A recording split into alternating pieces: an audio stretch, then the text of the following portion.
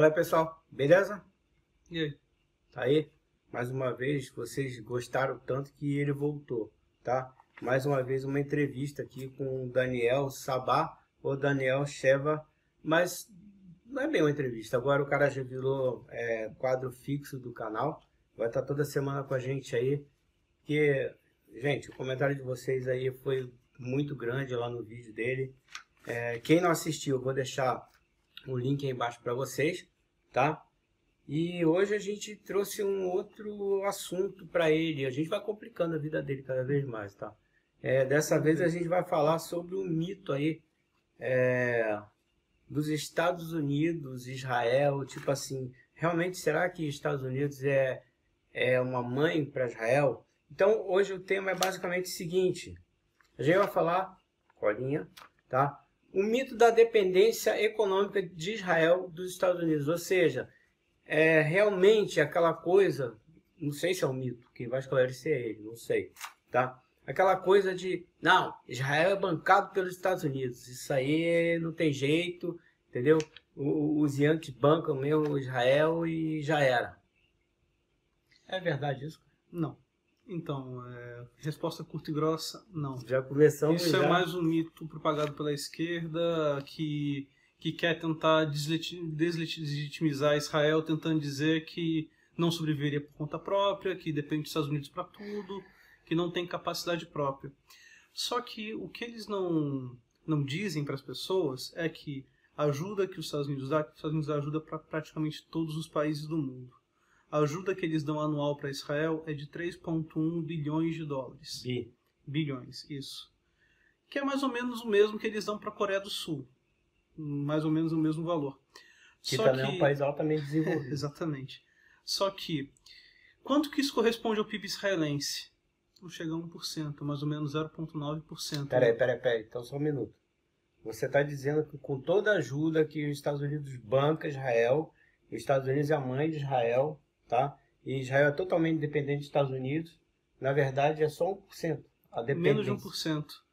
Menos de 1% do valor do PIB. E se cortassem amanhã a ajuda, os israelenses, para cada 100 shekels que eles têm, estariam com 99.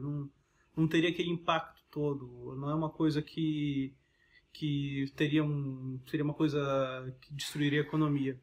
Por exemplo, é estimado que do ano passado para este o PIB tenha crescido em valor de bilhões de dólares, mais ou menos em torno de 12 bilhões de dólares. Então, é menor do que o que foi de crescimento do PIB de um ano para o outro. E aí as pessoas também muitas vezes falam, não, porque eles doam armas e tudo mais. Só que isso também não é verdade, porque tem um comércio muito forte entre as duas nações, especialmente nesse ramo militar e bélico. As duas nações comercializam arma para todo lado. Né? Não só armas, tudo. Sim. Porque Israel, tecnologia... Sim, também. Porque Israel foi o primeiro país a assinar um acordo de livre comércio com os Estados Unidos. Eles começaram em 1984, foi ratificado em 1985, e desde então os dois países gozam de livre comércio.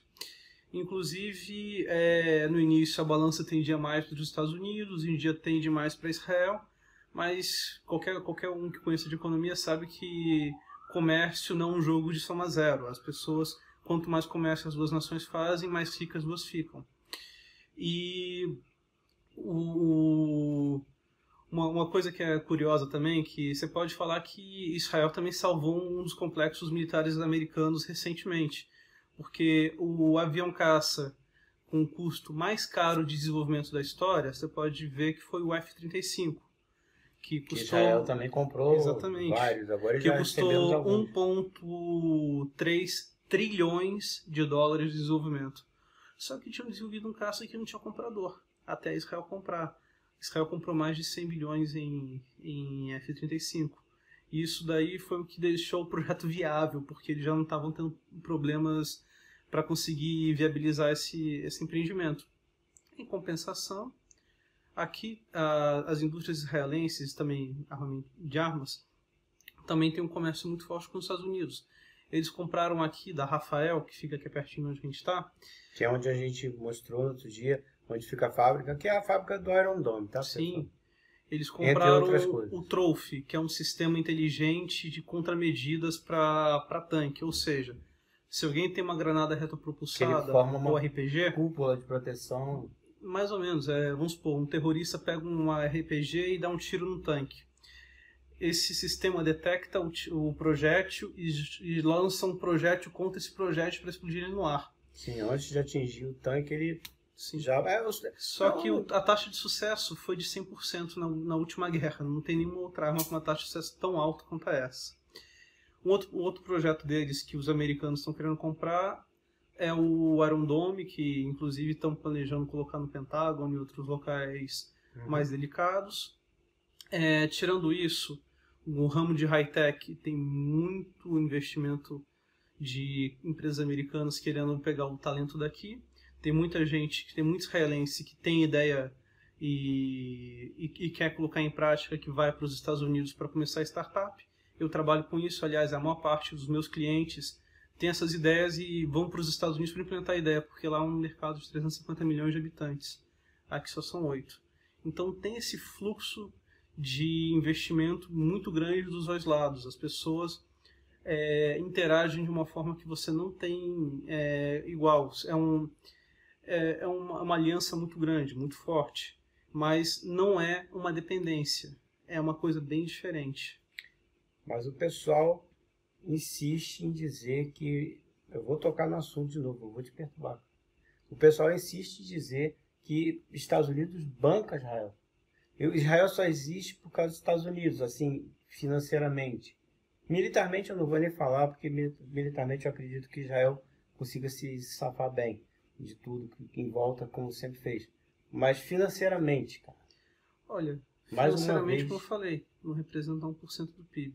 Que não é nada. E fugindo um pouco do assunto, nos anos 50, quando Israel também estava bem fraco ainda, bem no início de Israel, foram eles que conseguiram a carta que Nikita Khrushchev tinha feito um discurso mostrando as atrocidades de Stalin, uma coisa que nem a CIA tinha conseguido. Isso nos primeiros anos do Estado de Israel.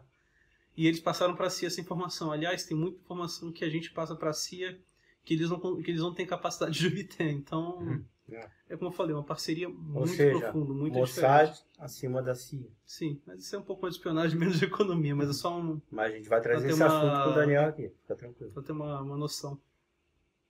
Entendi. E agora, como a gente tinha falado na semana passada, que se alguém tivesse alguma dúvida, quisesse perguntar alguma coisa relacionada à economia israelense, que eu podia tirar a dúvida, eu recebi aqui alguns e-mails do pessoal. Eu num vídeo não tem como responder todos assim, é claro, mas eu vou responder um aqui que eu achei mais interessante. Ele vai sempre selecionar alguns, tá, pessoal? Então vão enviando perguntas.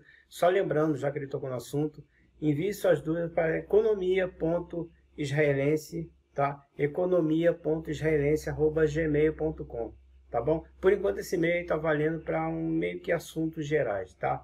Então pode enviar suas perguntas que o Daniel vai respondendo aí conforme a demanda e conforme for cabendo nos nossos vídeos. Então, a pergunta que eu selecionei aqui foi a do Gilberto Guilherme. Salve aí para Gilberto Guilherme. Que ele vem perguntar sobre a economia israelense, como que ela é, se ela é ortodoxa ou heterodoxa. Isso daí, para quem conhece de economia, quer dizer que se eles têm uma política mais correta, que seria ortodoxa, que seria a política de que você vai tentar ter um crescimento natural da economia, não forçar, não colocar aquelas linhas de crédito malucas que tem no Brasil, que são as políticas heterodoxas ou keynesianas. Então, o que eu posso dizer é o seguinte: na história aqui israelense, no início o país foi comunista, começou por comunistas, não tem como negar isso. Só um minutinho. Muita gente pergunta por que desses predinhos baixinhos, feios, esquisitos aqui de Israel, e tem tudo a ver com isso que ele está falando. A gente vai falar sobre isso aí num outro dia também. Isso. Muita gente está perguntando isso. Isso eu vou deixar para um outro, senão vai prolongar muito. Sim, promessa aí é dívida, galera. Então aguardem. Mas aqui teve esse início totalmente comunista, socialista, com os kibbutz, os moshavs, que eram aquelas comunidades agrícolas, coletivistas e tudo mais. Só que esse modelo não deu certo. Nenhum lugar do mundo dá certo. Não é porque está na Terra Santa que vai dar certo. O comunismo realmente não... Aí o que aconteceu foi o seguinte: depois de algum tempo, quando a economia foi estagnando, tendo uma altíssima inflação, tendo desemprego e tudo mais, trocaram de moedas várias vezes, foi o shekel, foi a lira, entre outras moedas. Na época do Menahem Begin, eles cortaram com essa política e começaram a liberar a economia. E o que você entende como isso? Eles começaram a abrir os setores, abrir a economia, privatizar as empresas e tudo mais. Isso daí aconteceu há mais de 30 anos e você viu um crescimento absurdo. O Bibi, o Benjamin Netanyahu, ele foi um dos caras que também apostou muito nessa questão de startups, ele ajudou e fomentou bastante essa criação desse mercado. E hoje em dia, uma boa parte da renda daqui de Israel é com relação à exportação de alta tecnologia. Deixou de ser um país agrícola para ser um país high-tech. E a economia daqui, em grande parte, é ortodoxa. Ainda existem alguns setores engessados da economia que são regulamentados pelo governo, especialmente a parte de produção alimentícia. Por exemplo, você não pode ter uma vaca aqui, que vaca tudo é controlada pelo governo, você não pode tirar leite a mais da vaca porque a quantidade de litros é controlada. Esse é um setor que ainda está engessado. Em compensação, outros setores já estão completamente livres. Isso tem cara de comunismo, não? Sim, isso aí é um resquício ainda que ainda tem que ser corrigido. A quantidade de preço de leite, a quantidade de preço de ovo, são algumas coisas que ainda não mudaram, que em breve devem ser mudadas. Mas aqui o que é engraçado é que teve um movimento para privatizar os kibbutz e os moshavs, porque eles não estavam dando dinheiro. Aí o que era coletivo acabou sendo privatizado.